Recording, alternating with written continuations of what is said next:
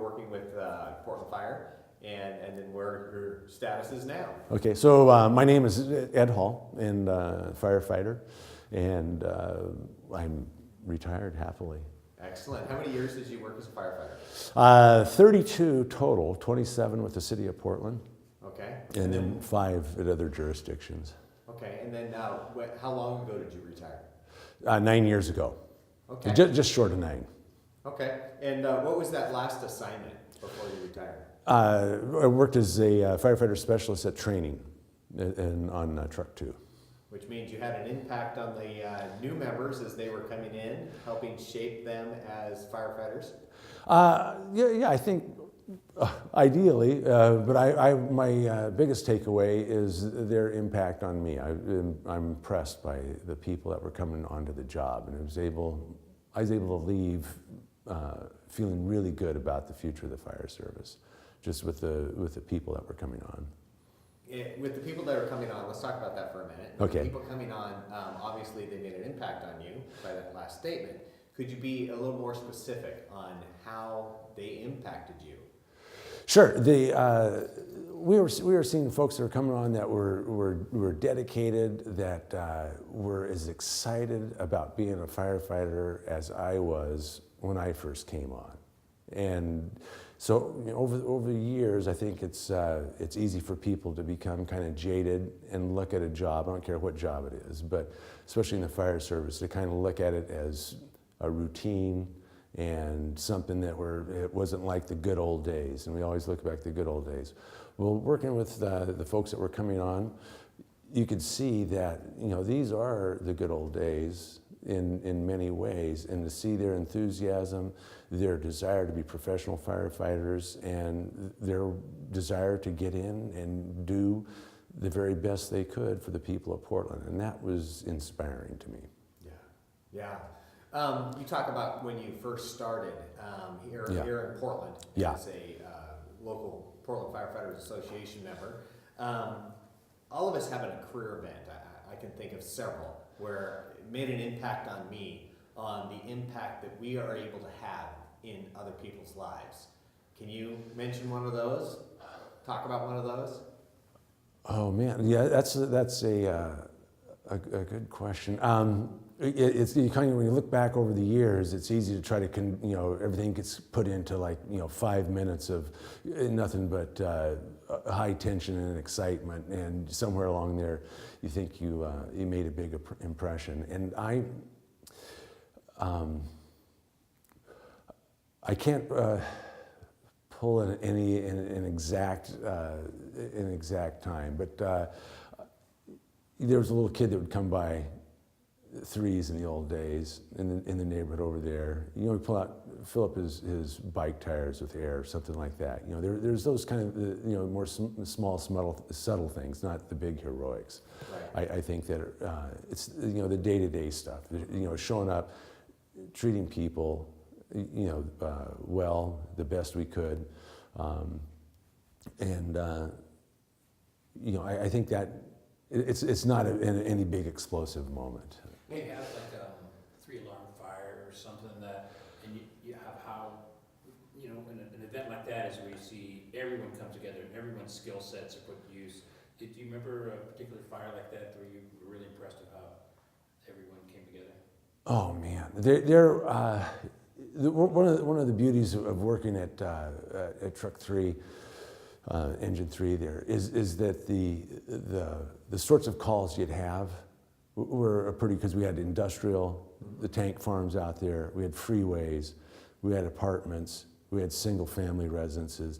A lot of these things could present themselves as some pretty complicated challenges. So I wouldn't say there was just one particular instance where we look around and went, oh boy, that went good, this didn't go good. But I can recall many times. I think back now on when as the Rajneesh were kind of going out of business, and they're the Northwest Towers over there by the Mac Club, and apparently the people who were keeping books for them and stuff had that penthouse apartment, and as things were closing in, they decided to torch their stuff up there. So that was, it's really a high-rise fire, and it was just at the beginning when we were trying to do, incident command systems and learn that sort of stuff. And I watched the lieutenant on the truck there, Larry Goforth, put together this whole, high-rise incident, smoke coming out of there as one battery went dead on his radio, and trying to go between these different channels and stuff. And just watching people that could come in, take care of a situation, really, that could have been a really terrible fire. As was a few years later, when we had another fire a few floors down from there, and we nearly lost, 4 or 5 guys. So,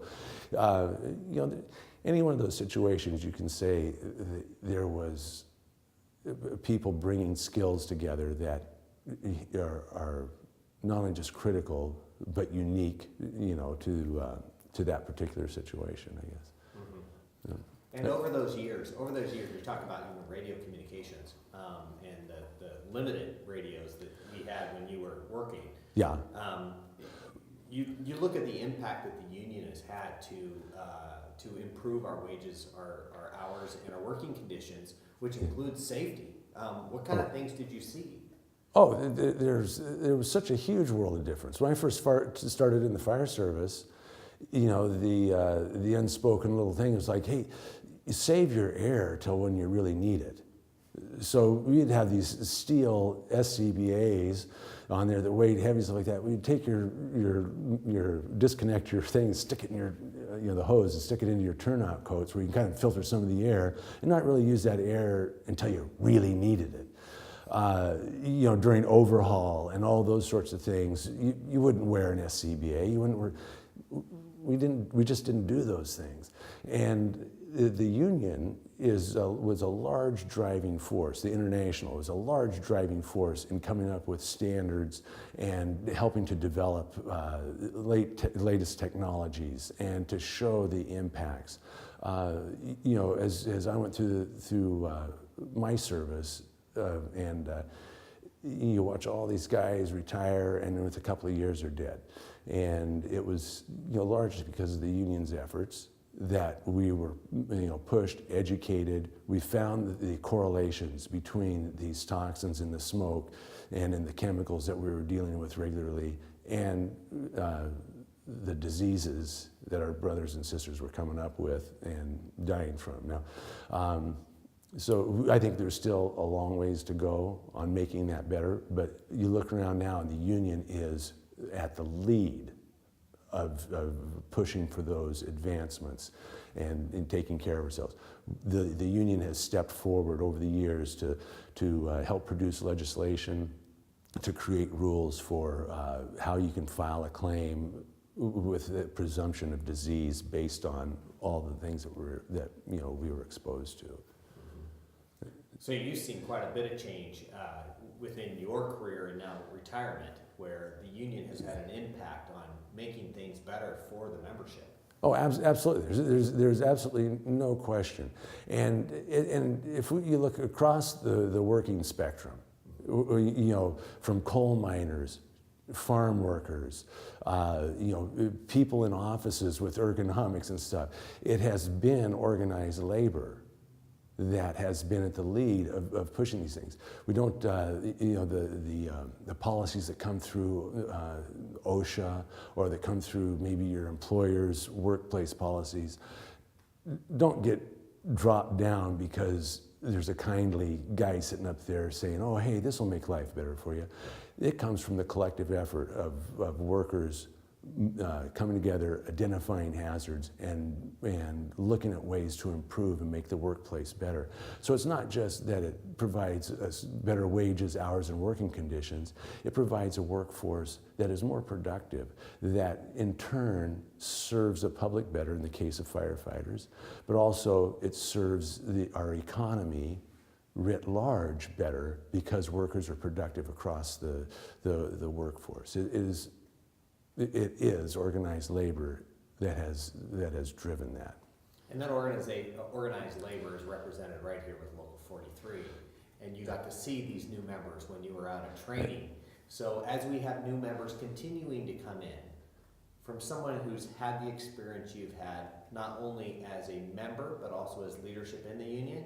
What else could you say then to these new members coming in about being a member of Local 43? First and foremost, it's an honor that when you take this job, that you get the opportunity to be part of Local 43. Local 43 has been historically been a leader in the International Firefighters Association. We have always been out front taking care of things. We've always been an integral part of the larger operation. So one, it's just an honor to be part, to walk around and say, I'm a member of Local 43. If you go across the country and you show up to another fire station, or you know, go out and visit and stuff like that, and you're saying, hey, Local 43, it means something. Two, it enriches your experience as a firefighter. You know, obviously we all come onto this job driven by the firefighter mission. But by itself, just working for a fire department, working for a fire service in general, that experience is what it is. Becoming part and engaged and active in your local union, especially Local 43, makes it a richer experience. When you find out and you start interacting with your brothers and sisters that are in different engine houses, in the fire marshal's office, it just like, you get a bigger, fuller picture of what goes on and an appreciation for when you do show up together, who these people are that you're working with, and it just makes the team stronger. So it's Absolutely. And Local 43 this next month is celebrating 100 years of leadership, service, and solidarity. What does that say to you? Oh, to me, it's such a wonderful thing. It goes back. My father was right post the Depression. He was a union guy himself out at the Purdy Brush Company in St. John's, and so this would be in the early 30s. And the work that organized labor was putting forth to help people come out of the Depression and move forward, to making America great again back then, and creating livable wages. From that time, we saw this crescendo of, it might be a little bit glorious for it, but through long and hard work, we increased union density in the United States up until, a peak of in some 1953, 1954, where we were at 34, 30, almost 35% union density across the country. Unfortunately, in the time since then, we've watched a decline where we're now into single digits, depending on how you count it, but maybe as high as 11%. In that same time period, over this last 100 years, Local 43 and the International Association of Firefighters in general has done a tremendous job of increasing union density, of building professionalism, of creating a workplace that is inclusive, that is growing, that is professional, and that is something that makes me proud every day to look back and say that, hey, I belong to Local 43. Look, I'm there, and now today, 100 years old.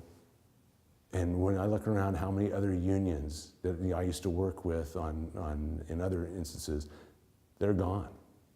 I look around and I look at the central states with the Teamsters and their pension plans and the problems they're facing. And I look at the growth and structure that Local 43 is able to put for our retirement systems and the protections and building strength, which actually spreads across the workforce too. Because what organized labor is able to bring and deliver, it spreads out to unorganized labor as well.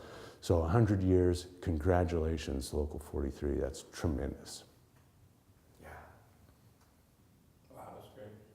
I think we're good. Okay. That's it? You're awesome. You're awesome.